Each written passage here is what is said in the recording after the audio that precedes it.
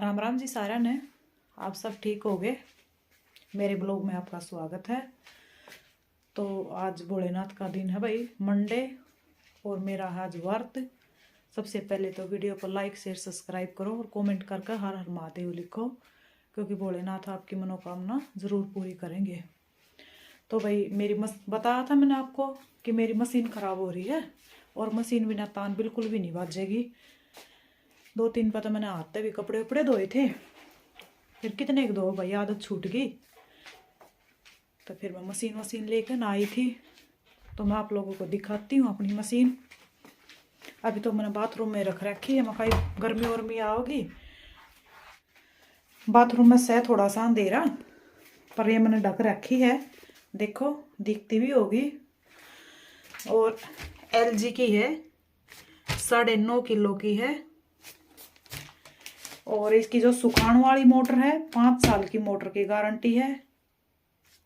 Sorry भाई, जो धोने वाली है 5 साल की उसकी गारंटी है मोटर की, और जो सुखाने वाली है 2 साल की उसकी गारंटी है मोटर की। और जो पूरी मशीन है, पूरी मशीन की 2 साल की गारंटी है। कोई भी प्रॉब्लम आवे है तो कंपनी के बंदे आके घर पर ही ठीक करके जाएंगे, उसका कोई भी पैसा नहीं लगता। मशीन मैंने आप लोगों को दिखा दी है। तो अभी नए सूटों का कलेक्शन आया है, तो आप लोग देखना।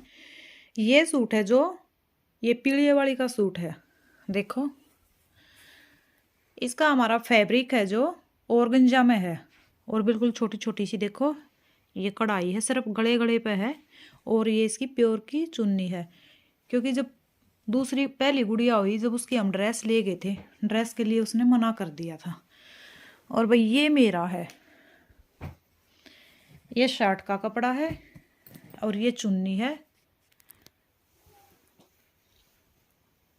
और ये इसकी सलवार है, आप देख सकते हो। एक तो ये है, तो ये मेरा है, पिच कलर का है भाई। इसका जो फैब्रिक है हमारा वो चिनोन का है। ये इसकी चुन्नी है, और ये इसकी शर्ट है, और ये इसकी प्लेन सलवार है। एक तो मैंने ये निकाल रखा था, और एक ये वाला है, एक ये मजेंटा कलर में है। ये इसकी चुन्नी है, और ये इसकी सलवार है, और ये इसकी शर्ट है, प्लेन ही है।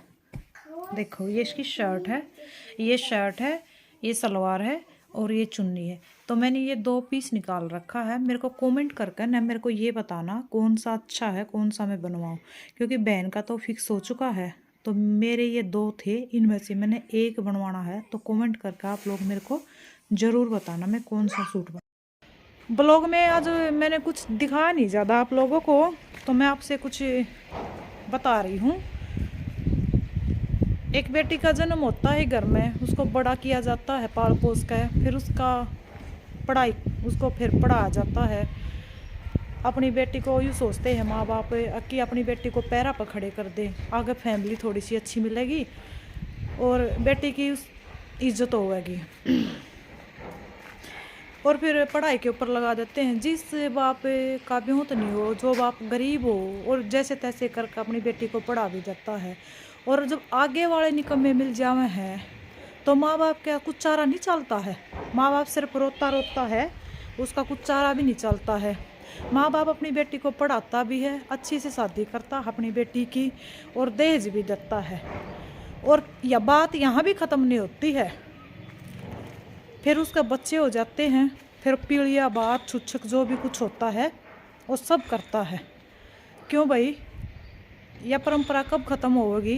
किसी गरीब बाप का ना भी ब्यों तो कहाँ से लेकर ना हो, एक सोचने वाली बात है।